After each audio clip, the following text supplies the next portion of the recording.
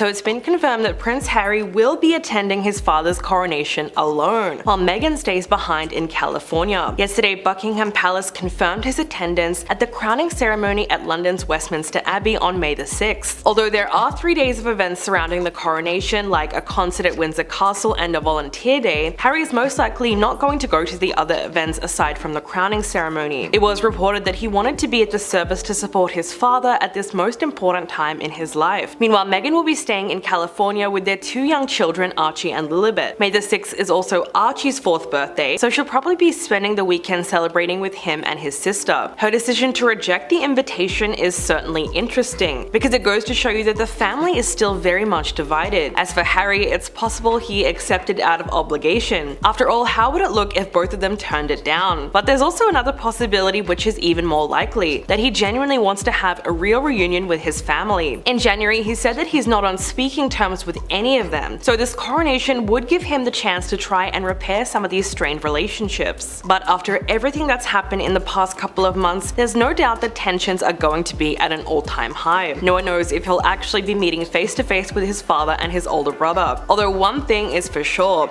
more eyes are going to be on him than ever before. Even when Harry attended the funeral of his grandmother, Queen Elizabeth II, people discussed everything from whether or not he would be allowed to wear his military uniform to where he was actually seated. This kind of public interest is only going to be heightened after the release of Harry and Meghan's 6-part Netflix series and the release of his scandalous memoir, Spare. For a long time, it genuinely seemed like neither of them would be invited to the coronation. In February, a source close to the couple revealed that they had not yet received word of the event. Then on March the 5th, their spokesperson released a statement saying, "I can confirm the Duke has recently received email correspondence from His Majesty's office regarding the coronation. An immediate decision on whether the Duke and Duchess will attend will not be disclosed by us at this time." From that point on, there was endless speculation over their acceptance. A few weeks ago, it was reported that Harry had tried to secure a meeting with Charles in order to feel more comfortable at the event, but apparently that didn't end up working out because the king was far too busy. According to a report from the Mirror, Harry claimed that he wasn't going to come if he felt the atmosphere would be as toxic as it was during the Queen's funeral. He said he wants to reconcile with his family and it's their call, but so far nothing has changed. While speaking about the event in a January interview, Harry said, "There's a lot that can happen between now and then, but you know the door is always open, the ball is in their court. There's a lot to be discussed and I really hope that they are willing to sit down and talk about it." So for him, it was kind of like the perfect opportunity to try and patch things up with his family. In a separate interview, he said, "Meghan and I have continued to say that we will openly apologize for anything that we did wrong, but every time we ask that question, no one's telling us the specifics of anything. There needs to be a constructive conversation, one that can happen in private that doesn't get leaked." He was referring to one of the biggest accusations that he made against the royal family, that they regularly feed the press unflattering information about each other in exchange for positive headlines about themselves. Harry singled out Camilla and accused her of leaking private conversations to the media in order to try and fix her public image after she married Charles. Harry also alleged that William did the exact same thing. He said, "To see my brother's office copy the very same thing that we promised the two of us would never ever do, that was heartbreaking. I would far rather get destroyed in the press than play along with this game." He claimed that William fed the British press negative stories about him and his wife to try and get the heat off of him. Harry also hinted that Kate might have been jealous of all the media attention that Meghan was getting when they first got together, because apparently she was better at being a royal than someone who was actually born to do it. He thinks this jealousy is what led to the increase of negative stories about Meghan in 2018. So after everything that he's said and done, you might be wondering, how are William and Kate going to feel about seeing Harry again, or about the fact that Meghan is not going to be there? Well, according to royal experts, the couple are probably going to be relieved that she won't be attending the coronation, simply because less focus is going to be on them. Right now, that's probably a good thing. Even though the two of them have not spoken a word about Meghan and Harry recently, it hasn't stopped their names from being dragged through the mud every time a new interview comes out. So rather than adding fuel to the fire, they're going to stick to their silence until the drama dies down. It's not a very effective strategy for defending themselves against the allegations, but in the long run, it might prove to be a better decision than speaking out. Number 10, the coronation. Though King Charles's coronation isn't until May the 6th, it hasn't stopped speculation as to what might occur at the royal event. After facing massive criticism since stepping down from their royal duties 2 years prior, the couple have now been warned about attending the upcoming wedding coronation. Nigel Farage, a political commentator, has revealed that he would rather they didn't come at all. He spoke to Fox News about his thoughts on the matter and said, "We are so sick to the back teeth of this whining couple. This couple forever tells us they want privacy while they do Netflix and write films. We are sick to death of them." Nigel didn't stop there and admitted that if he believes they come, the people in the streets of London will boo them. It does look like they got a royal invitation though. As a spokesperson for the couple said, "I can confirm the Duke has recently received email correspondence from His Majesty's office regarding the coronation." They also added how they are still considering attending the event or watching from home like the rest of the general public. A few fans of the British royal family have revealed how upsetting it would be if Harry didn't attend for his father, leaving a few to speculate if he will come by himself for support. The spokesperson for the couple spoke to the Sunday Times and said, "An immediate decision on whether the Duke and Duchess will attend will not be disclosed at this time." So I guess only time will tell for this one, but from our end it looks like a little bit of a lose-lose situation. Number 9. Time Magazine. In 2021, Harry and Meghan were featured in Time Magazine's 100 Most Influential People, and to mark this accomplishment, they were featured on the cover. In the magazine, the couple were praised for their compassion for people they don't know. The photo on the cover shows Harry in an all-black outfit and Meghan wearing all white. Many think that the photo is very powerful, whereas others feel very differently, saying how heavily airbrushed they look. One fan wrote, "They look different from the usual heavily airbrushed picture there. This is sending out the wrong message." Another person said, "This is the weirdest photo." And also other people have been speculating that it looks like CGI. Though many couldn't get over the seemingly awkward picture, a few were left wondering what they were influencing at all. One Twitter user wrote, "Funny if it wasn't not ridiculous. Harry and Meghan have zero influence outside of America. Please do some research next time." Looks like we can consider this one more of a virtual type of boo. Number 8. The handshake. Although not quite a loud boo from a crowd, this had to be an awkward silence. A clip which has been shared all over social media shows a pretty uncomfortable moment between Meghan and a fan of the royals. The clip shows a woman who refuses to put her hand out when Meghan came along to shake it. She then turned her head away from the Duchess entirely. This happened at Windsor Castle just after Meghan and Harry were joined by Prince William and Kate Middleton for a walkabout. The group of four were walking and greeting the public that came out to show their respects for the late Queen, when Meghan was so clearly snubbed. Seemingly unfazed, she moved on with the rest of her greetings, but we can see that the woman giggled about the incident afterwards with her friend. The woman looks to have company in her dislike of Meghan. In a polling done by Newsweek late last year, Meghan was liked by 27% of Americans and disliked by 44%. Definitely not ideal for the couple who have been struggling in the public eye for quite some time. Number 7. Germany. Harry and Meghan made their way to Dusseldorf, Germany in September of 2022, all to promote the Invictus Games. The games are a competition for wounded, injured, and ill-service personnel and veterans. The couple arrived at the City Hall and were welcomed by the mayor as well as hundreds of fans, mostly cheering, but unfortunately not all of them were happy to see them. A few royal fans have claimed that many attendees in the audience were booing at the pair. Not long after these accusations circulated, a video made its way to social media showing the alleged booing. Although it can't be confirmed if this clip is authentic, it seems many wouldn't be surprised if they were booed on arrival. Number 6. The book release. Prince Harry came out with a tell-all memoir, Spare, and it quickly became the UK's fastest-selling non-fiction book ever. But is all publicity really good publicity? The memoir has been labeled as pretty controversial because the prince claimed that his brother William physically attacked him and accused his father, King Charles, of being selfish. Although a few people saw this book as being informative and even humanizing the royal family, other readers thought that he was sharing way too much and making himself look good in the process, with one reader even saying Harry is now just as entitled as the others. During a promotional tour for his book, outlets began making up nicknames for the PR push, calling it Me Tour or the Wine Tour, leading an expert to believe this whole situation is the final nail in the coffin for his family relationships. And with William's alleged reaction, it looks like he could be right. A source told Us Weekly earlier this year that William was absolutely horrified by what was written about him. They said, "William doesn't even recognize his own brother anymore. He wants to believe that there's hope for peace down the line, but it's hard. By exposing most of your secrets to the world, it really doesn't leave you with many places to hide." Number 5. Thanksgiving Jubilee. The Queen's Platinum Jubilee celebrations in June of 2022 were in honor of her 70 years on the throne. It was really a royal affair. With all the big names in attendance, Harry and Meghan decided on making their appearance pretty short and sweet and attended just one of the events. They didn't even join in on the reception afterwards with the rest of the royal family. The fact that they skipped out on the reception is probably because of their icy welcome at St. Paul's Cathedral. This was the first public appearance that the couple made with the royal family in 2 years. palace after they stepped down as senior members of the monarchy. The crowd appeared to be booing as Harry and Meghan were leaving the church service. Not only that, but many speculated that they also didn't interact with Kate and William during the day, regardless of being in the same room. A source said, "At the moment, it doesn't look likely that Harry and Meghan and William and Kate will meet up separately during the Jubilee celebrations." A few people have speculated that the videos which show the booing could have been doctored, with some fans believing the boos were for Boris Johnson instead. But let us know what you guys think. Number 4, the Netflix special. The docuseries Harry and Meghan was one of the most anticipated shows of 2022. The series starts by saying this is the first-hand account of Harry and Meghan's story, told with never-before-seen personal archives. But the members of the royal family declined to comment. The whole thing really shows a close-up look at royal life and most likely caused some intense reactions at the palace. A source close to the couple said to the press, "These are two people who really love each other and who have respectively given up everything at different points to be together." Though it shows some pretty cute family moments, it also dived into what Harry refers to as a dirty game, which is going on between the press and the palace. This left some viewers confused because it seemed like he was only inviting the media in more by coming out with this series. One fan shared on TikTok, "I felt like this entire documentary was about how famous you are. It was relentless. If you're being trolled by the media, the royal family gives you advice to say nothing, because that's the advice most famous people are given." Although some fan reactions were pretty similar to a full-on crowd boo, you can probably imagine the palace's reaction was even worse. Though the royal family has declined to comment, it appears that they knew what the series entails. A source close to William and Kate revealed that the couple is refusing to watch the Netflix special, but is having aides watch it instead. They said it will take a long time before there is harmony between the brothers. There is a lot of anger there. As for the dad though, he is looking to be more forgiving. A royal household source said, "The door is always open when the king is concerned. He would certainly rescue the situation if he could. He would love this to stop." With mixed reviews all around, you can only assume how tense those family phone calls would have been. Number 3, National Television Awards. The NTS is a star-studded event which is attended by some of Britain's biggest stars. Harry and Meghan attended the event in September of 2021, and it all seemed to be going very well. And a TV moment montage began playing for the audience. The video featured Meghan, and there was allegedly an immediate booing throughout the arena. A celebrity source who asked not to be named said, "When the clip came up of Meghan, there were boos from the audience. Some shouted out and there was laughing." The source continued by saying, "There were a few embarrassed faces. Sadly, Meghan was obviously not too popular on the night. The booing was left out on the live stream for those at home, but with many confirmations that it did actually happen, it had to be a pretty awkward experience." Number 2, Manchester Hall. Harry accompanied Meghan in Manchester for her speech at the One Young World Summit at Bridgewater Hall just last year, but the two got a pretty cold welcome and were booed when Harry and Meghan got out of their car. The Duchess was there to give a speech on gender inequality to an audience of about 2,000 people. She shared in her speech how she was overwhelmed by her opportunity during her first appearance at One Young World in 2014. She said, "I was the girl from Suits, and I was surrounded by world leaders, humanitarians, prime ministers, and activists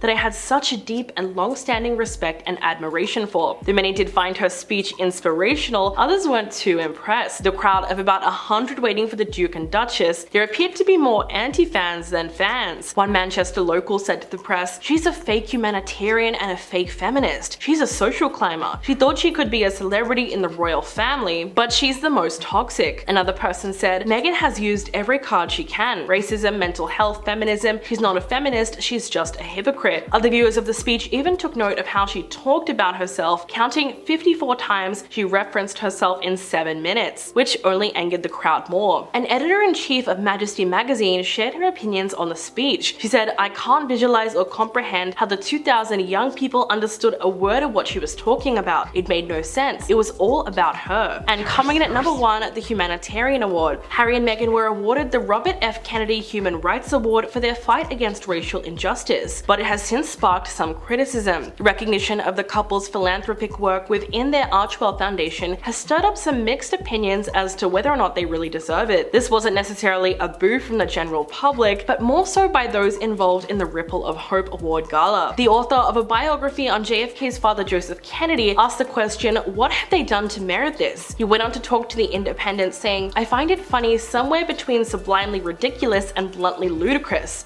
It's absurd." Even Kennedy's son seemed to feel strongly about the choice of Harry and Meghan, telling the Daily Mail, "It's a bewildering choice." Even with some speculation circulating as to the reasons they were chosen, a few others seem to believe this is a step in the right direction. Coming in at number 10 today, we have Howard Stern. Howard Stern is not holding anything back when it comes to his opinion on the Sussexes, especially when it comes to Prince Harry. When the 68-year-old radio personality spoke out about Prince Harry and Meghan Markle's new Netflix docuseries, Harry and Meghan, during an episode of his Sirius XM show, he would say, "It's been painful. I wouldn't stay with it, but my wife, Beth Stern, wants to watch it, so you know, we have shows we watch, but they come off like such whiny bees." Howard would then go on to say, "I gotta tell you, man, I just don't get it." And honestly, I think we're just as confused as Howard, as the whole film was just old stories they have said in every single interview with no proof to back up their claims. While Howard did feel bad for Harry because he did lose his mother, Princess Diana, at such a young age, he definitely is not a big fan on how Meghan and Harry have gone about to tell their story on how things all went wrong and why they have chosen to walk away from their royal duties. Stern would also go on to say, "When those two start whining about wah wah wah wah, they don't like me and she wants to be beloved in this country, but man, oh man, you know, it's just very weird to watch two people who keep screaming, we want our privacy, we wanted the press to leave us alone, and what is their special they put on Netflix showing you them and their kids and their life? It's like the Kardashians, except boring." Number 9, Piers Morgan. Piers Morgan has made his feelings very clear on Prince Harry's latest tell-all interviews, calling them delusional, paranoid, and pathetic. This would come after Harry spoke with ITV, Tom Bradby, and CNN's Anderson Cooper on Sunday night about the revelations in his new autobiography, Spare. The book, officially launched on Tuesday, would reveal a number of revelations, like the time William and Harry had a confrontation over Meghan and William pushed Harry to the ground. When Harry sat down with ITV on Sunday after the interview, Piers was definitely not impressed, and he would head to Twitter to say, "Never seen an unhappier happy man in my life. Prince Harry's bitter, delusional, paranoid, family trashing, half-wit exposing and exploiting the royals' most personal secrets for gazillion, while it's wanging on with jaw-dropping hypocrisy about media intrusion. He's pathetic." With Harry speaking to Bradby about his current relationship with the royal family in his upcoming book release, when he was asked whether he was looking back too much, Harry would say, "We always knew that these two projects, both the Netflix documentary and the book, one being our story and one very much being my story, they were look-back projects, and I'm sure once Piers finishes reading his book, he's only gonna have a lot more to say about Harry's story." Hey my little peaches, are you liking this video so far? If so, don't forget to give it a thumbs up and subscribe to the channel. Coming at number 8, we have Dan Wootton. Dan Wootton has had enough of Harry's deranged campaign against media devils in the royals, as he believed Harry is trying to destroy Charles, Camilla, and William over leaks and briefings. In a column posted to the Daily Mail, Dan would say that the fairy tale goes that this selfish couple were forced to smash relations with the British royal relatives and flee the country because of a vicious briefing campaign launched against them, even seeing the press conspire with the institution and senior members of the royal family to drive out such a popular pair, and that the narrative was actually really deranged. Dan would also go on to note that the story was invented and designed by sniveling Harry and fake Meghan to avoid taking any of their own behavior, including credible claims of bullying against staff by the American diva. At the end of the article, Dan would then note that enough is enough and it's time for the woke media to stop giving the Duke of Sussex an easy ride and realize that the damage he is causing to democracy with his falsehoods, distortion, and deranged attacks designed to cause further damage to freedom of the press in Britain. Number 7, Candace Owens. Candace Owens has finally entered the chat, and it was kind of shocking to see what she had to say about the revelations in Prince Harry's new memoir, Spare. The controversial political commentator decided to weigh in on Harry's new memoir, in which the Duke of Sussex has made some major bombshell remarks about the tension between him and the British royal family. On Sunday, after Harry's interview with ITV, Candace would head to her Instagram account to say, "Meghan putting pregnancy tests next to locks of Prince Diana's hair, plus asking for private moments at Diana's gravesite to speak to her, are not things to laugh at." Instead of laughing, Candace would call Meghan's behavior terrifyingly psychopathic and manipulative actions. Candace would then go on to conclude that Meghan is dangerous before noting through a hashtag that the Duke of Sussex has gone mad. Candace would was referring to Harry's claim in the book that he and his brother Prince William each have a lock of their mother's hair, which is cut from her head by her sister shortly after her passing. Number 6. Jason Williamson. Jason Williamson has gone the extra mile when it came to showing his dislike of Prince Harry when he wrote a scathing open letter that was published in Britain's most left-wing newspaper. When Jason decided to vent after learning that Harry was due to visit Nottingham, hometown, alongside of Meghan Markle for their first joint official engagement, the pair headed to the city to witness various charity initiatives in action. But it seems fair to say that Williamson wasn't feeling particularly charitable in his response. The outspoken frontman described Harry's engagement to Meghan in The Guardian as being heinously over-publicized and continued to bring up dark tendencies of Harry's ancestors and referred to him and his family as both being psychopaths and monsters. He would then conclude, "We are apologists, never-ending apologists who will gush at Harry's perceived interest in the youth program he is currently involved with in the St. Anne's area. He doesn't give a toss about those people. This only serves to strengthen his family's position as relevant and merciful." He would then proceed to say, "Go home, Rambo. Nottingham doesn't need you." Number 5. Christy Allsop. Location presenter Christy Allsop took to Twitter on Sunday to slam both Prince Harry and Meghan Markle. Following Harry's latest interview with ITV, the Duke of Sussex defended his explosive new memoir, Spare, during a talk with presenter Tom Bradby at his California home. After watching the interview, Christy would be left feeling entirely unimpressed with how Prince Harry came across and questioned his true intentions behind releasing the book. And she would say, "So they're in bed with the devil, but Harry's just chatting to Tom Bradby on primetime ITV for what?" Soon after her first initial tweet, she would then tweet, "What work? Your book? This interview? It isn't about service or charity. This is about you. Sick." And let's be honest, Harry and Meghan have briefed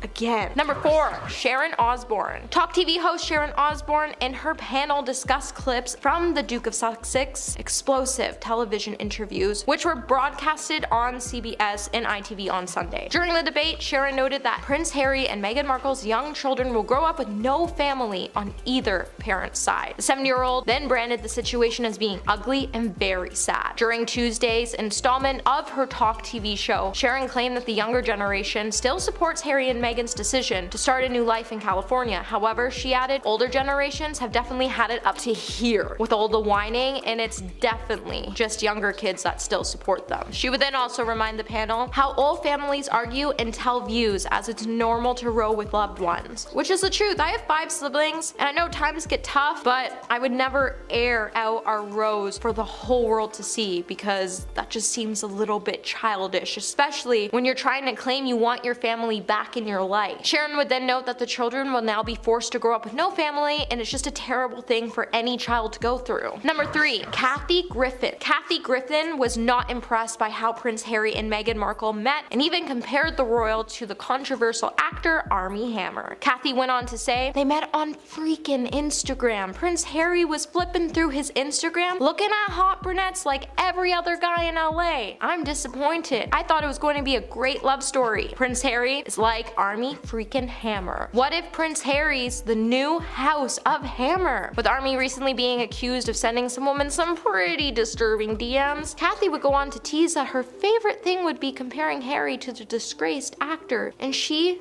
was seemingly only referring to the way he met Meghan and not the disturbing allegations that were made about Armie. Kathy would also go on to note that Meghan and Harry both keep acting like they can do so much good for the world, which is great and inspirational, but when's the last time a royal did anything that helped the world? And I'm honestly stumped when it comes to answering that question, but if you can answer it, let us know in the comments below. Number 2. Bethany Frankel. Bethany Frankel, an outspoken critic of Prince Harry and Meghan, explained why she is so obsessed with the Duke and Duchess of Sussex by saying it was because of a greater meaning. Bethany would go on to explain that she feels Harry's bombshell memoir, Spare, in which he drags his royal family members, did more harm than good for him and his wife. Bethany would go on to say, to scorch the earth and burn the bridges and handle a situation in such reckless, outrageous manner doesn't achieve the results. The royal family is more popular than they were before you started the circus. Bethany would then go on to suggest that even if Harry Harry was trying to highlight greater issues like racism and mental health struggles, he failed to make real change because the public is too focused on the drama of all of it. By saying the focus is on this whole massive charade versus the actual issues, versus anyone talking about actual racism in society as it pertains to this matter, or the mental health of it, of the sibling rivalry, or the relentlessness of the paparazzi, and in life in business. I've learned that you don't take every single opportunity to scorch and torch the joint. While Bethany would then go on to slam the prince, she would also offer some sound advice when she said, "You might be able to get further by playing chess and not checkers. While I've worked with many different people in my career, there have been issues that I would like to change. Instead of scorching the earth because I was scorned, I handled them professionally, and this is so much more important because this is about someone's family." And coming in at number 1 today, we have Paul Burrell. Paul Burrell hit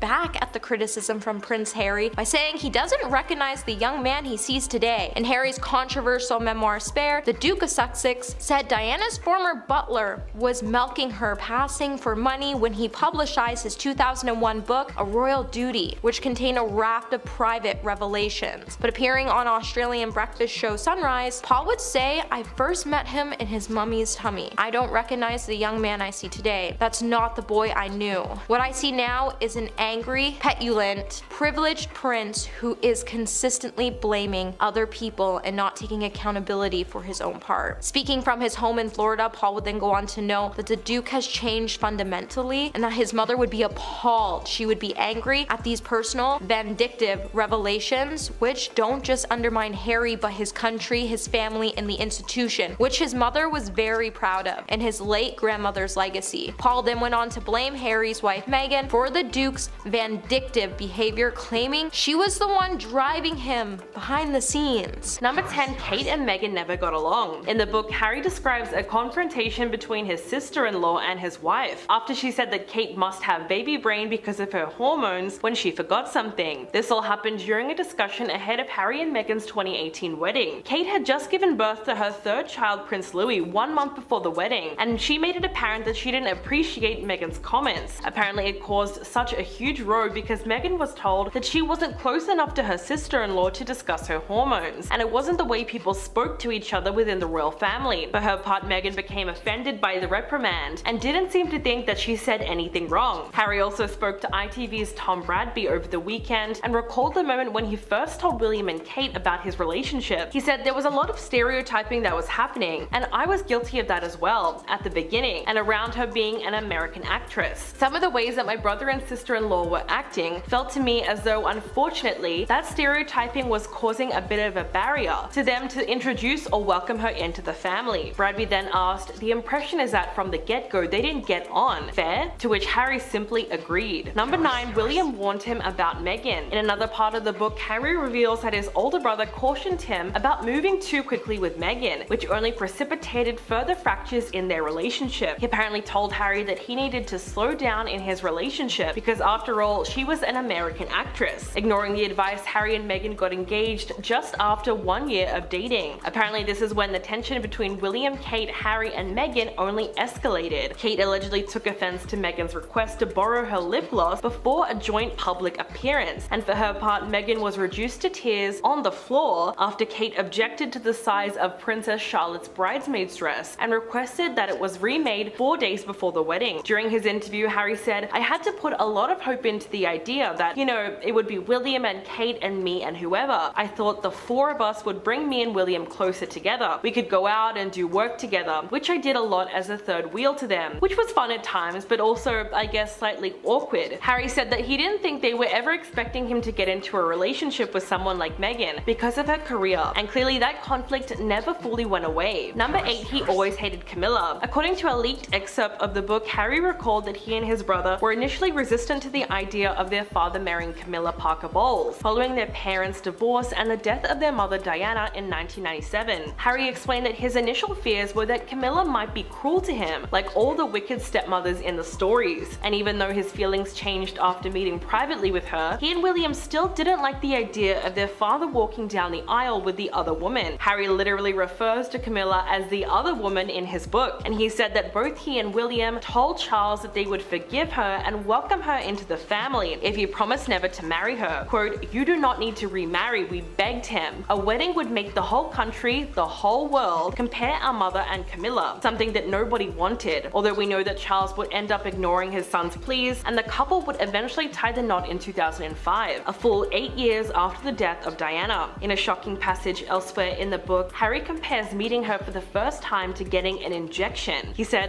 "Close your eyes and you won't even feel it." He also hated the fact that his stepmother made his childhood bedroom into a dressing room after he moved out of Clarence's house. So obviously both brothers detested the fact that Camilla would even attempt to replace their mother. Number 7, he took 25 lives in Afghanistan. One part of Harry's memoir that has drawn global condemnation was his assertion that he killed 25 people while serving in the army in Afghanistan. Specifically, he claims that he's taken the lives of more than 24 Taliban militants while serving as an Apache helicopter co-pilot from 2012 to 2013. He wrote that he felt neither satisfaction nor shame for his actions, and in the heat of battle he thought of the enemy soldiers as pieces being removed from a chessboard, quote, "baddies being eliminated before they could kill goodies." So it's no surprise why this passage was extremely controversial, so much so that it not only drew outrage from the Taliban, but also from British veterans. Colonel Tim Collins, who led a British battalion during the Iraq War, told Forces News that Harry's statement was distasteful and said, "That's not how you behave in the army. It's not how we think." Of course, Harry is a veteran himself, having done 2 tours of duty in Afghanistan during his 10 years in the army. He's previously talked about his combat experience, saying near the end of his tour in 2013, "If there's people trying to do bad stuff to our guys, then we'll have to take them out of the game." He also said that most soldiers don't know exactly how many people they've killed because under battle conditions, you would often fire indiscriminately. But he also claimed that everything he did during his time in Afghanistan was recorded and time-stamped, so he could always tell exactly how many enemy combatants he had killed. Number 6, the best man live. In his memoir, Harry claims that he was not the real best man at the wedding of his brother, and said that the pretense was carried out on behalf of 2 of William's closest friends, in order for them to avoid a high level of scrutiny over their private lives. He described his apparent role as the best man as a barefaced lie, and said that it was actually William's friends who gave the traditional speech at the reception, because his brother didn't want him to give the speech. Most shockingly, he also claimed that William was wasted on rum hours before his wedding, and that he was drunk when he went out to greet people before the ceremony. Harry said he could smell the aftermath of last night's rum on his brother's breath, and that he offered mints to him and said, "You smell of alcohol." Writing about his own wedding 7 years later, Harry then claimed that William tried to forbid him from keeping his beard, despite the Queen granting him permission to keep it. Apparently, William ordered him to shave his beard because he could not stand the thought of his younger brother having a perk that he was denied. Harry said, "At one point he actually ordered me, as the heir speaking to the spare,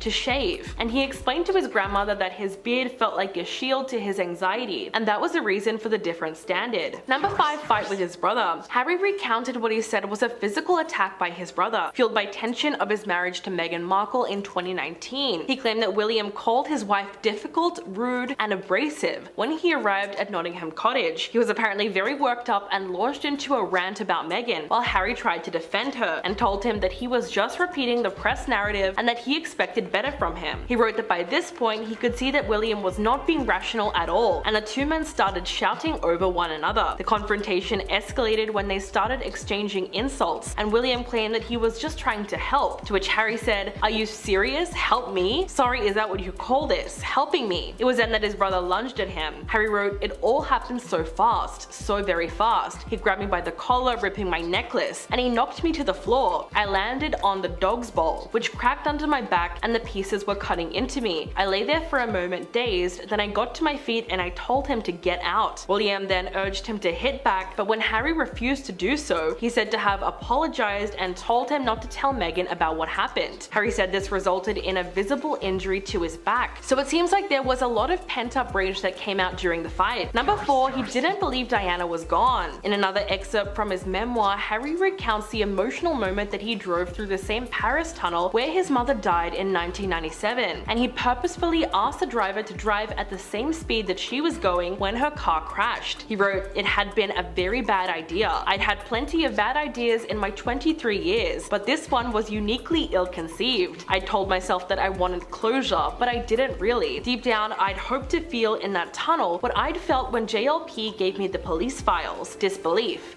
Doubt. Instead, that was a night all doubt fell away. I got the closure that I was pretending to seek, I got it in spades, and now I'd never be able to get rid of it." During his interview on 60 Minutes, Harry claimed that he and his brother believed for many years that their mother may have faked her death and would one day return to their lives. Quoting an extract from his memoir, Anderson Cooper said, "You write in the book, you say, I'd often say to myself first thing in the morning, maybe this is the day. Maybe this is the day that she's going to reappear." To which Harry said, "I just refused to accept that she was gone. I had huge amounts of hope." He said that he once thought that maybe this is all part of a plan, and his mother would eventually reappear. This was a belief that he held on to until he was an adult. Number 3, William is his arch nemesis. In one part of the book, Harry describes the moment he returned to the UK for their grandfather Prince Philip's funeral. He wrote, "When I looked at Willie, really looked at him, perhaps for the first time since we were little, taking in every detail, his familiar scowl, which had always been the norm in his dealings with me." He also mentioned his brother's baldness, saying that it was alarming and more advanced than mine. He also thought William's resemblance to their mother Diana had faded, so for whatever reason he felt the need to include some personal attacks on William's appearance. If anything, this part of the book has been heavily criticized as unnecessary and really petty. During his Good Morning America interview, the host Michael Strand inquired about his choice of wording, seeing as he calls William both his beloved brother and his arch nemesis, to which Harry says, "There has always been this competition between us, weirdly. I think that it plays into, or was played by, the heir/spare," referring to William's role as the future king, while Harry moved down the line of succession as he and Kate had children. In his new Netflix documentary, he actually claims that this wedge that was created between the two brothers was all because William took the institution side, and that's what caused the deterioration of their relationship. Number 2, racism in the family. In a 60 Minutes interview, Anderson Cooper asked Harry about claims that he made in his memoir that certain members of the family were uneasy towards Meghan when she was first introduced. He asked, "What was that mistrust based on?" and Harry said, "The fact that she was American, an actress, divorced, black, biracial, with a black mother." He said those were just 4 of the typical stereotypes that becomes a feeding frenzy for the British press. He went on to say that the family actually does read the tabloids, so whether they walk around saying they believe it or not, the headlines are still leaving an imprint in their mind. So if they have that judgment based on a stereotype right at the beginning, it's very, very hard not to get over that. In his memoir, Harry also reflects on the controversial costume that he wore in 2005 and revealed that it was actually William and Kate who encouraged him to wear it. Apparently, the couple howled with laughter when they saw him in the outfit ahead of the Halloween party. Of course, pictures from the party were leaked to the press, who plastered it all over their front pages. The incident was so scandalous it rocked the headlines of every tabloid for weeks. With its racist undertones, it was a risky enough outfit for anyone to wear, let alone a British royal. For a lot of people, finding out that William and Kate encouraged the controversial costume is a massive bombshell, considering all the accusations of racism against the family in recent years. And coming in at number 1, living in William's shadow. Harry's novel really delves into his feelings about being regarded as the spare son, the fact that he was never considered on the same level of importance as William when it came to their roles in the royal family. It's something that caused a lot of tension between them over the years. The book's title comes from an old saying in royal and aristocratic circles that the first son is an heir to titles, power, and fortune, and the second is therefore a spare if anything should happen to the firstborn. This is a conflict at the heart of the book. Because of the line of succession to the British throne, William has spent his whole life as an heir, while Harry has always been referred to as the spare, and this has clearly had a major effect on him over the years, which is part of the reason why he came to deeply resent his older brother. We can see this through the various chapters on his childhood, his schooling, his career as a royal and in the British Army, as well as his relationship with his parents and brother. Early on in the book, Harry recounts the story of how his father, King Charles, supposedly said to his mother on the day of his birth, "Wonderful, now you've given me an heir and a spare, my work is done." Overall, there's no telling how this kind of thinking would have shaped Harry's life, as he was born into a very unique set of circumstances. Number 10, why he went public. Anderson Cooper asked a question that had seemingly been on everyone's lips for quite some time. He brought up the fact that Harry and Meghan stepped back from their senior royal roles in January of 2020 and relocated to North America, then inked a deal with Netflix and gave a tell-all interview to Oprah Winfrey just months later,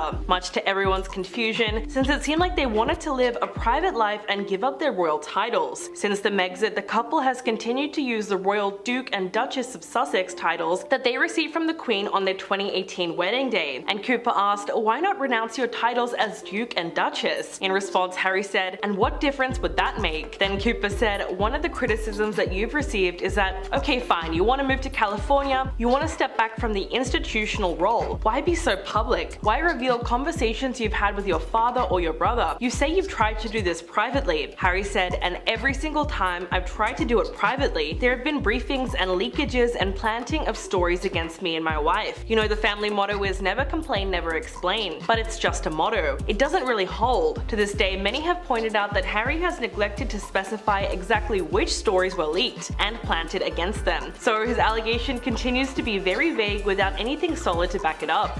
Number 9. Push to the limit. The fact that Harry has been so outspoken about the private details of his relationship with William just goes to show you how far their rift has gone, to the point where it feels irreparable. In his latest media appearance, Harry spoke to Anderson Cooper on 60 Minutes and explained why he felt compelled to speak publicly about life within the royal family. He spoke about the time when he and Meghan stepped down from their senior duties in March of 2020, and explained that he'd sent countless emails and letters and messages over the 6 years, but he was not able to speak with his family privately. He also talked about the dirty game that his family would play, and said they will feed or have a conversation with the correspondent, and that correspondent will literally be spoon-fed information and write the story. Harry went on to say, "So when we're being told for the last 6 years we can't put a statement out to protect you, but you do it for the other members of the family, there comes a point when silence is betrayal." However, he did admit to wanting his father and brother back, even though he says they've shown absolutely no willingness to reconcile. So at this point, it would be a miracle if they ever speak to each other again. Number 8. His family was complicit. During his interview with 60 Minutes, Prince Harry said that he was incredibly naive about how the British press would treat his relationship with Meghan. He also noted the relationship itself had given him a new awareness, saying what Meghan had to go through was similar in some part to what Kate and what Camilla went through, although with very different circumstances. He then went on to say,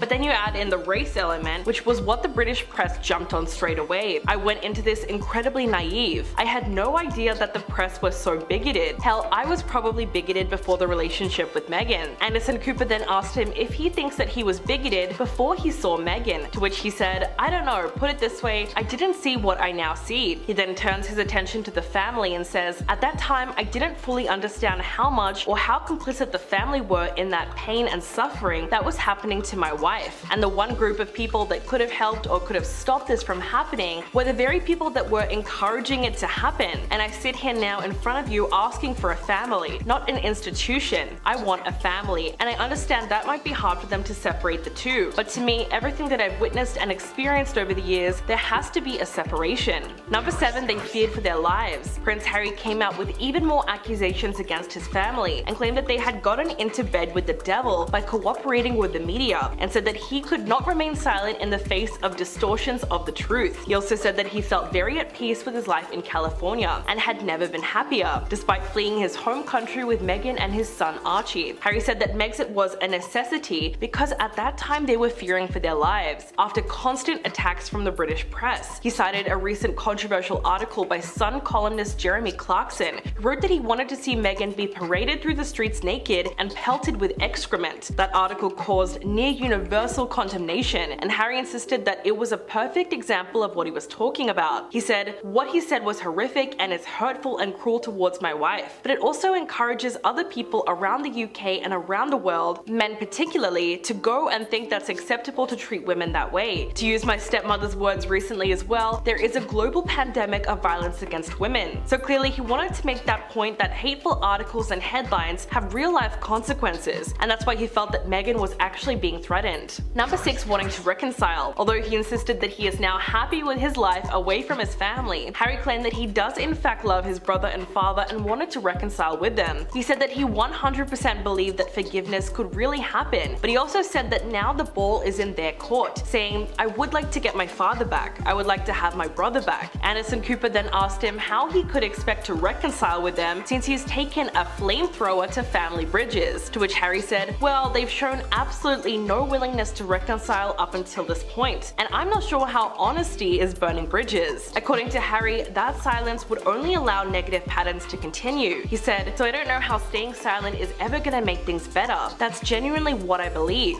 Later in the clip, Cooper asked him if he could see a day where he would return to being a full-time member of the royal family, to which he simply said no. He then said, "But it never needed to be this way. I want a family, not an institution."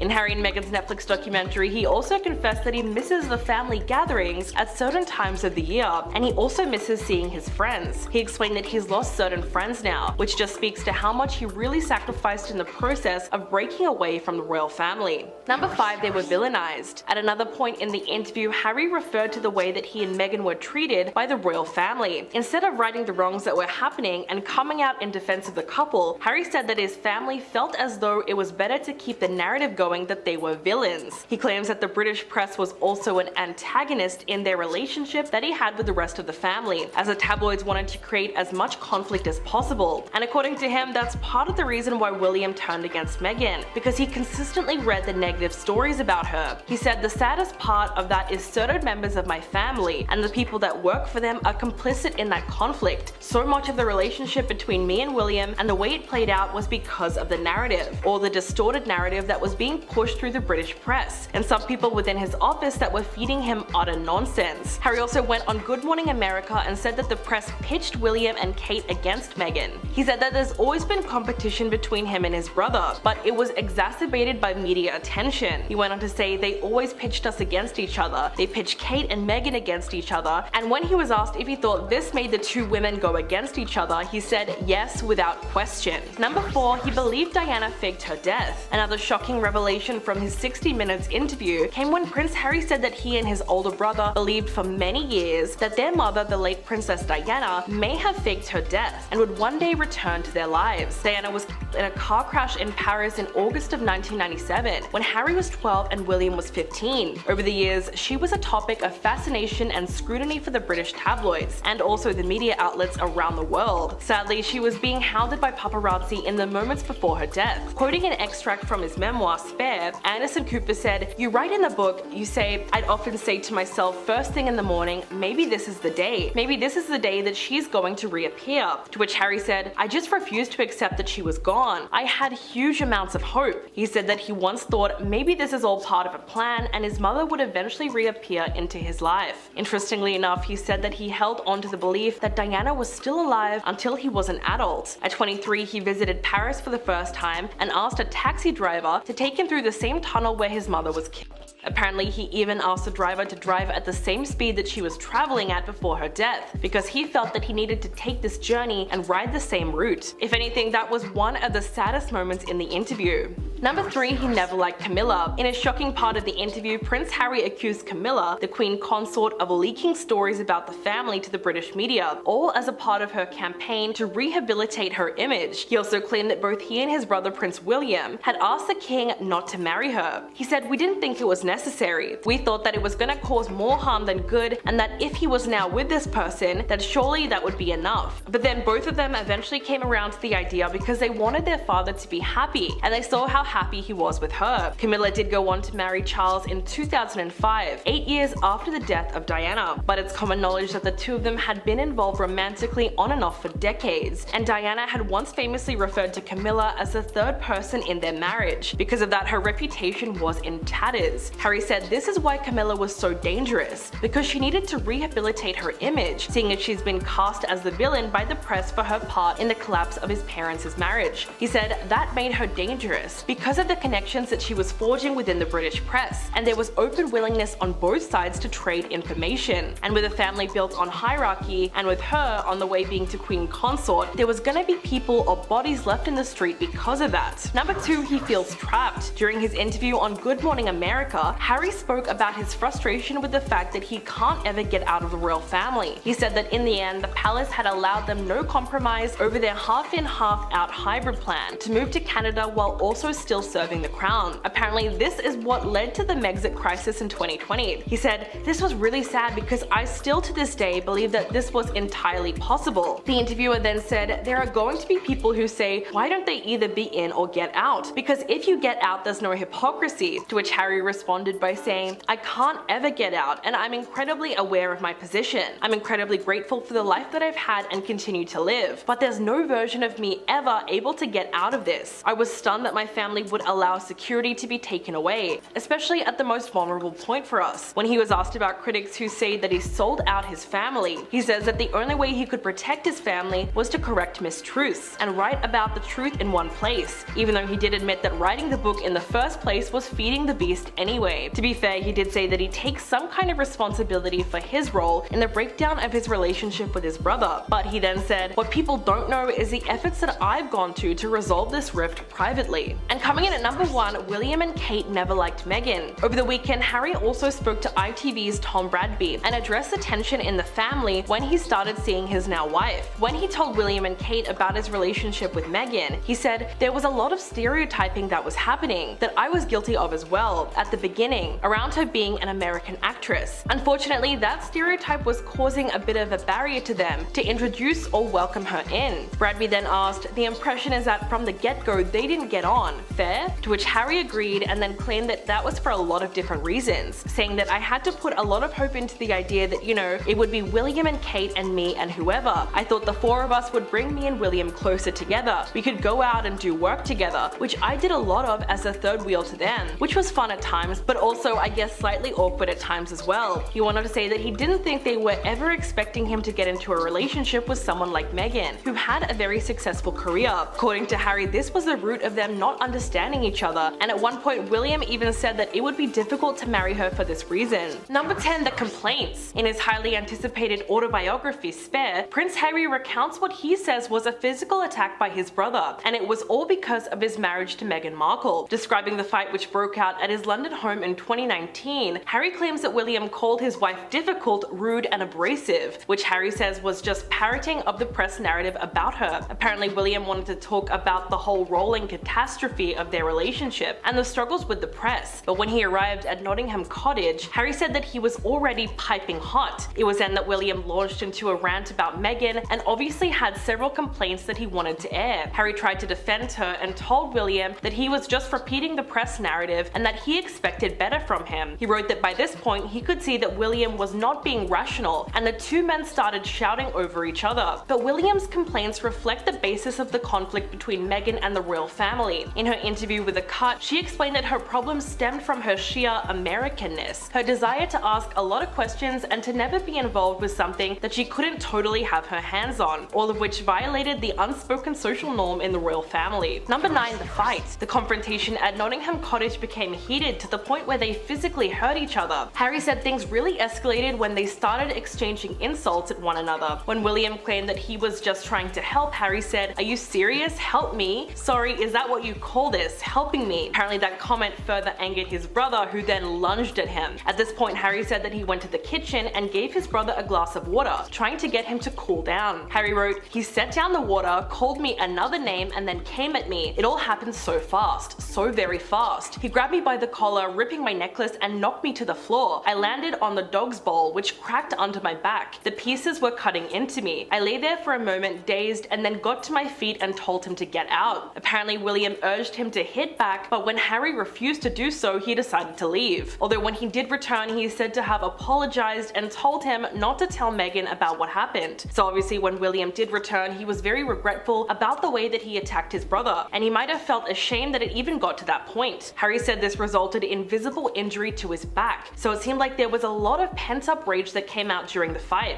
Number 8, the spare. Something else that played a big role in the deterioration of their relationship was the fact that Harry was never considered on the same level of importance as William when it came to their roles in the royal family. The book's title comes from an old saying in royal and aristocratic circles that a first son is an heir to titles, power, and fortune, and a second son is therefore a spare if anything should happen to the firstborn. This is a conflict that is at the heart of the book. Because of the line of succession to the British throne, William has spent his whole life as as an heir, while Harry has always been referred to as the spare, and this has clearly had an effect on him over the years, which is part of the reason why he came to deeply resent his older brother. We can see this through the various chapters on his childhood, his schooling, his career as a royal and in the British Army, as well as his relationship with his parents and his brother. Early on in the book, Harry recounts the story of how his father, King Charles, supposedly said to his mother, the late Princess Diana, on the day of his birth, "Wonderful, now you've given me an heir and a spare. My work is done." Overall, there's no telling how this kind of thinking would have shaped Harry's life. As we know, he always wanted to break out on his own and become something other than just a backup brother. Number 7, pushed to the limit. The fact that Harry has been so outspoken about the private details of his relationship with William just goes to show you how far their rift has gone, to the point where it feels irreparable. In his latest media appearance, Harry spoke to Anderson Cooper on 60 Minutes and explained why he felt compelled to speak publicly about life within the royal family after he and Meghan stepped down from their senior duties in March of 2020. He said, "Every single time I've tried to speak privately, there have been briefings and leakings and planting of stories against me and my wife. You know, the family motto is never complain, never explain. But it isn't just a motto. They will feed or have a conversation within the correspondent, and that correspondent will literally be spoon-fed information and write the story." Harry went on to say, "So when we're being told for the last 6 years we can't put a statement out to protect you, but you do it for other members of the family, there becomes a point when silence is betrayal." Later in the clip, Anderson Cooper asked Harry if he could see a day where he would return to being a full-time member of the royal family, to which he simply said no. However, he did admit to wanting his father and his brother back in his life, even though he said they've shown absolutely no willingness to reconcile. So at this point, it would be a miracle if they even speak to each other ever again. Number 6, the controversial uniform. Back in 2005, Prince Harry attended a costume party dressed in a uniform that was so scandalous, it rocked the headlines of every tabloid for weeks. With its racist undertones, it was a risky enough outfit for anyone to wear, let alone a British royal. Of course, pictures from the party were leaked to the press, who plastered it all over their front pages. Now in his new memoir, Harry makes a truly shocking accusation. He claims that William and his wife Kate Middleton not only knew about the costume, but approved of it beforehand. After being unsure of what to wear to the Halloween party, Harry said that he phoned them and asked what they thought about the outfit. He even tried it on in front of them. He said, "I rented it, along with the ridiculous mustache,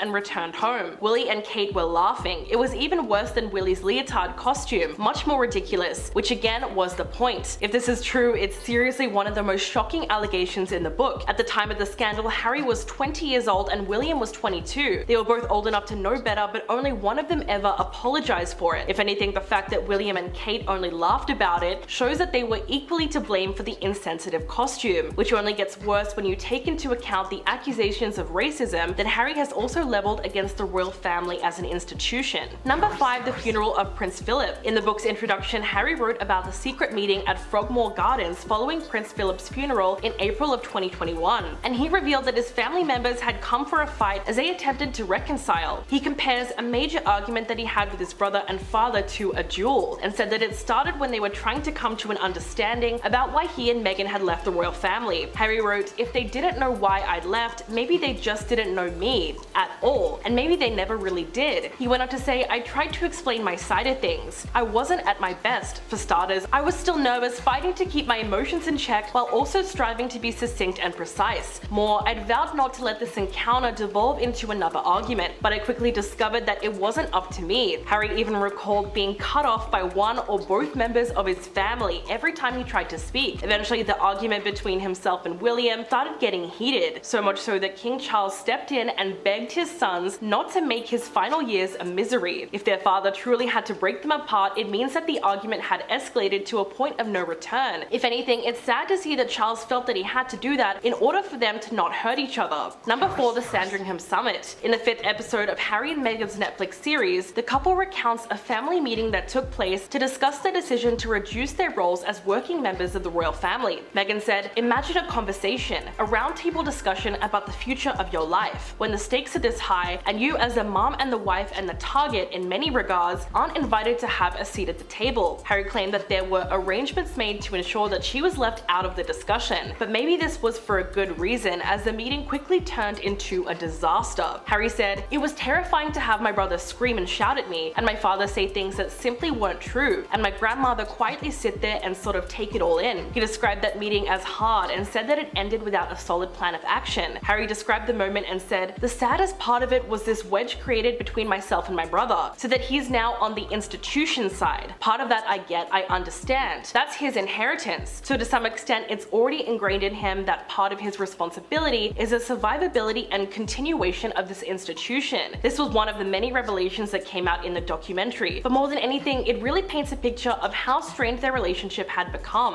Number 3, excluded from the family. In their Netflix docuseries, Harry and Meghan spoke about the moment that they saw the rest of the royal family at Westminster Abbey for the Commonwealth service. This was apparently the first time they saw them in person since announcing their decision to step back from their duties, and Harry recalled that the meeting looked and felt cold. He said, "I felt really distant from the rest of my family," which is interesting because so much of how they operate is what it looks like and not what it feels like. But it looked cold and it also felt cold. After discussing the death of his grandfather, Prince Philip, Harry brought up the time that he flew back to the UK to attend his funeral and admitted that it was hard going back for the first time since he and Meghan left the family, and it was difficult talking to his father and brother because they were very much focused on the same misinterpretation of the whole situation. He said, "None of us wanted to talk about it at my grandfather's funeral, but we did. I've had to make peace with the fact that we're probably never going to get genuine accountability or a genuine apology." So Harry believes that when he returned to the UK, his family were already giving him the cold shoulder, and it was at this moment that he realized that they would never apologize for what they've apparently done. So just from the story, we can see that the brothers absolutely cannot see eye to eye about the way that Meghan and Harry were supposedly treated by the family. Number 2, stories planted against them. One of the biggest accusations that Harry leveled against William was that he and his office had been planting negative stories about Meghan. Harry spoke of the dirty game that was played by the royal communications teams and the media, where they would trade damaging stories about one family member in exchange for a negative story about another one being dropped. He said there's leaking, but there's also planting of stories. So if the communications team wants to be able to remove a negative story about their principal, they will trade and give you something about someone else's principal. He went on to say, "To see my brother's office copy the very same thing that we promised the two of us would never do, that was heartbreaking. I would far rather get destroyed in the press than play along with this game, all this business of trading." That's a pretty big accusation to swing against William, to insinuate that he or his people fed the press negative stories on Meghan, all to try and get the heat off of him. Harry also hinted that Kate might have been jealous of all the media attention that his wife was getting, and claimed that she was doing the job better than the person who was born to do this. He says, "This is also what led to the increase of negative headlines that started coming out about her after their 2018 wedding." And coming in at number 1, criticizing William and Kate. One thing about the documentary that was glaringly obvious was that Harry and Meghan were using it as an opportunity to subtly diss William and Kate's marriage. In the first 3 episodes, when Harry explained his reasons for marrying Meghan, he compared her to his late mother, Princess Diana, and said that when it comes to choosing a partner, he was more like her than William, because he made his decision from his heart rather than his head. Then in what really sounded like a criticism of his brother, he said that in the royal family, the temptation to marry someone who fits the mold, obviously referring to Kate Middleton. He also said that as the products of divorce, both he and Meghan were determined not to make the same mistakes as their parents. For her part, Meghan recounted the first time she met William and Kate, and said that she was surprised by how formal they were, even behind closed doors. She said, "I guess I'd start to understand very quickly that the formality on the outside carried through on the inside." In comparison, she said that the first time she met the couple, she wore ripped jeans and was barefoot when they came over for dinner. She said, "I was a hugger, always been a hugger. I didn't realize that this is really jarring for a lot of Brits," which seemed like an obvious attempt to make the pair out to be cold, even towards their own family.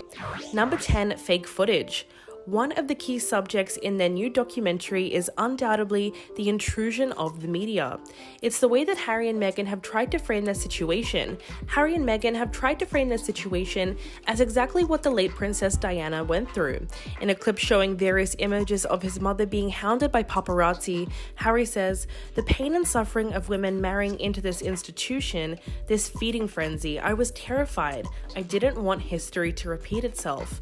But even this clip in the 1-minute trailer has already been criticized for using footage that is completely unrelated to the couple, all to try and paint a very specific picture of them trying to escape media attention.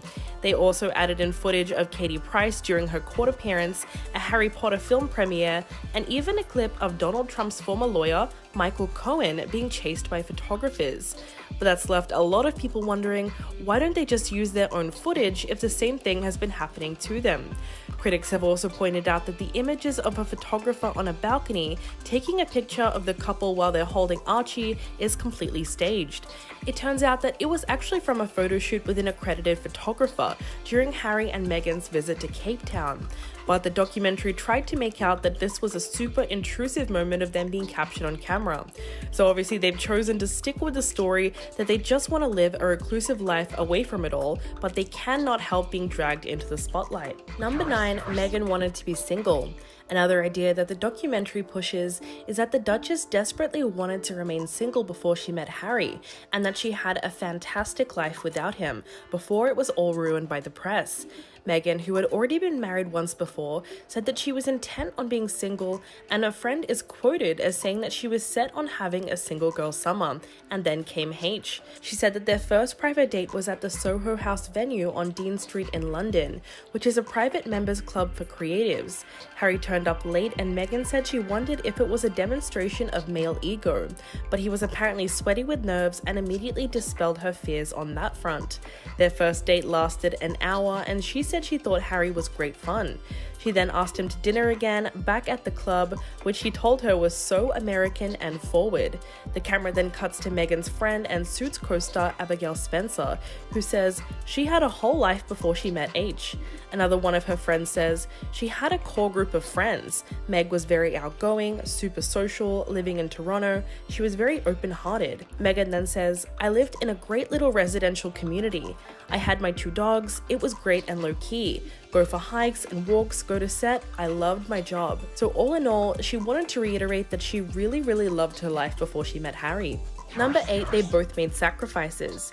During the first hour-long episode, which includes a sit-down interview with the couple, as well as clips from a video diary, Harry can be heard saying, "This is about duty and service. And I feel as though being a part of this family, it is my duty to uncover this exploitation and bribery that happens within our media.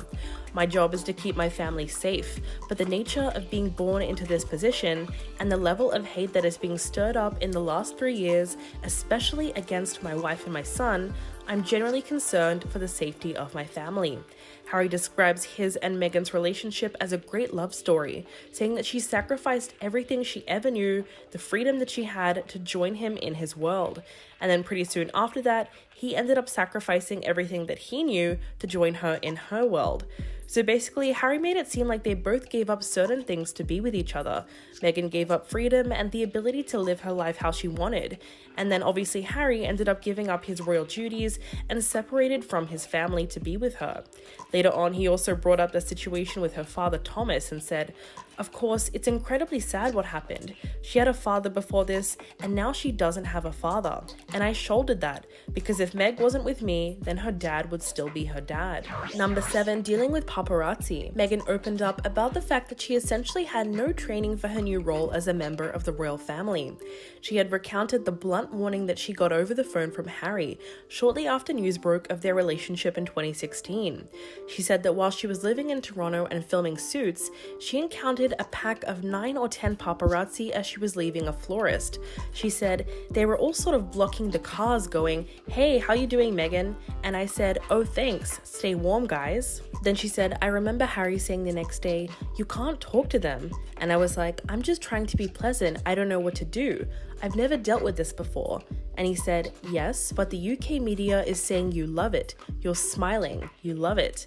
The screen then cuts to images of tabloids that came out about Meghan, implying that she liked the attention from paparazzi. Essentially, the Duchess believes that the press took advantage of her naivete in order to generate negative headlines. Although at one point she also says, "It's so funny if I look back at it now, because now I know so much and I'm glad I didn't then, because I could just authentically be myself without so much preparation." Number 6, stories planted against them. Another massive allegation that Harry and Meghan made in their new documentary was that the royal family not only failed to support them during the media storm after their wedding, but at one point the palace even went as far as planting stories about them. In one clip, Harry says, "There's a hierarchy of the family. there's leaking, but there's also planting of stories. It's a dirty game. Which is followed up by a clip of Meghan crying and saying, "I realize they're never gonna protect you." The explosive news series claims that there was a war against Meghan to suit other people's agendas. So essentially they're claiming that the royal family were behind a lot of the negative stories that were published about her. During her infamous sit-down with Oprah, Meghan made it clear that Kate had a role in a scandalous report that came out about her during the royal wedding, when there was a series of headlines saying that she left Kate in tears due to a disagreement they had about bridesmaid dresses. According to Meghan, the reverse happened, and it was actually Kate who made her cry. And then she says, "I would have never wanted that to come out about her ever, even though it happened." So she made it seem like Kate was the real instigator, but unlike her sister-in-law, she would never want a bad story to come out about her. But obviously she was just upset that Kate did not publicly denounce those headlines, even though she did apologize in private. Number 5, Meghan's family. The Duchess said that she believed the British press were hell-bent on trying to make her mother fodder for the tabloids. She said, "You just have my mom, who's classy and quiet, and then you have the other side of my family that is just acting differently." Meghan went on to discuss her half-sister Samantha Markle, who she said was suddenly everywhere when her relationship with Harry went public. Meghan was bewildered by her comments in the press and said, "I don't know your middle name, I don't know your birthday. You're telling these people you raised me and calling me Princess Pushy." She also addressed the incredibly sad series of events that led to the falling out with her father, Thomas Markle. Meghan claimed that she was unaware that her father was working with the media. She said she didn't know that he was selling staged pictures of himself to tabloids until a week out from the wedding. Some of these set-up pictures included him working out to get into shape and sitting in a cafe reading a book about the UK. It got to a certain point where her communications officer encouraged her to call her father to find out if it's true or not because it could really be damaging. She ended up calling him and said, "Look, they're saying you're taking money from the tabloids for staged photos. Is it true?" Thomas denied the allegations, but Meghan said that she still didn't believe him. Number 4, questioning her relationship. As a paparazzi presence escalated in Meghan's life, the documentary reveals that at a certain point, her friends tried to make her second-guess her relationship with Harry. Meghan said, "When all of that started happening, my friends and the people in my life who love me and care about me are like, is he worth this? Like, we know that you're happy and we know that you love him, but is he worth this? Look at what's happening to your life." The camera then cuts to an interview with her former personal assistant Chantel Humphrey, who says, "Meg would go to the grocery store and get recognized, and people would say, 'Aren't you that girl from Suits?' Other than that, she had so much freedom. She had such a beautiful life before everything exploded." At one point, Meghan says that she went to the police to flag that she was being stalked by photographers, but she was told, "There's really nothing we can do because of who you're dating." But this changed when she received her first death threat, as she was given security detail to escort her to and from the Suits set. At this point, she says her inner circle began asking her a tough question of whether or not she should be continuing her relationship with Harry. For his part, Harry said, "Dating became a combination of car chases, anti-surveillance driving, and disguises, which isn't a particularly healthy way to start a relationship." Number 3, meeting the royals. The couple got candid about the reception that Meghan received from the royals when she met them for the first time. Reflecting on the time that Will and Kate came over for dinner, Meghan recalled looking a little too casual, walking around barefoot in ripped jeans. She said, "I was a hugger. I've always been a hugger. I didn't realize that that is really jarring for a lot of Brits. I guess I'd start to understand very quickly that the formality on the outside carried through on the inside. There is a forward-facing way of being, and you close the door and go, we can relax now, but that formality carries over on both sides, and that was what was surprising to me." Meghan also spoke about meeting Harry's late grandmother, Queen Elizabeth. She said she didn't know she was going to meet her until moments before, and she remembers thinking Harry was joking when he asked her if she knew how to curtsy, to which she said it was so intense. In a more serious moment, Harry said that his family members were incredibly impressed by Meghan, although some had some obvious misgivings. Quote, "Some of them didn't quite know what to do with themselves. They were surprised. The fact I was dating an American actress was probably what clouded their judgment more than anything else at the beginning, thinking, this won't last. Meghan agreed and said that she felt the UK had a particular view of what being an actress meant, and that it was easy to typecast. Number 2, racism in the family. Harry revealed that certain members of the royal family questioned why Meghan should be protected from negative press coverage, reflecting on one headline declaring that his new girlfriend was almost straight out of Compton, which was a reference to her upbringing in Los Angeles. Harry says that the palace's direction to the couple was, "Don't say anything." He said, "But what people need to understand is, as far as a lot of the family were concerned, everything that she was being put through, they had been put through as well. So it was almost like a rite of passage. And some of the members of the family were like, my wife had to go through that, so why should your girlfriend be treated any differently? Why should you get special treatment? Why should she be protected?" And I said, "The difference here is the race element." He went on to say that there is a huge level of unconscious bias in the royal family, and that it's actually no one's fault. But once it has been pointed out or identified within yourself, you need to make it right.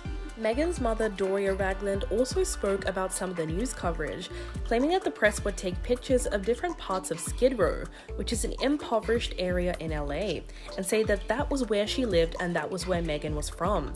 Doria also said that she initially warned her daughter that race was playing a significant role in how the tabloid media was responding to her relationship. And number 1, the royal engagement interview. In episode 3 of the new docuseries, Meghan scoffed at the memory of her and Harry's 2017 royal engagement interview. The episode begins with a flashback to the couple's memorable first TV appearance, which Meghan called an orchestrated reality show, revealing that from their adorable photo shoot to the sit-down chat, everything about that announcement was rehearsed. Meghan said from the get-go they weren't allowed to tell their true story when they were faced with questions about their relationship and her family. A flashback of the BBC interview then sees the Duchess looking extremely uncomfortable when she's asked whether or not Harry had met her father, Thomas Markle, who did not attend her 2018 wedding. So according to the new documentary, that interview was essentially fake and they weren't able to fully express themselves. It turns out there were plenty of details about their engagement that they had to keep to themselves. Harry confirmed that the proposal actually took place at home as Meghan was roasting a chicken, and says that he inadvertently tipped her off to something special when he brought home champagne. To set the scene, he set up electric candles in the courtyard of their Kensington Palace cottage, and of course, he got down on one knee.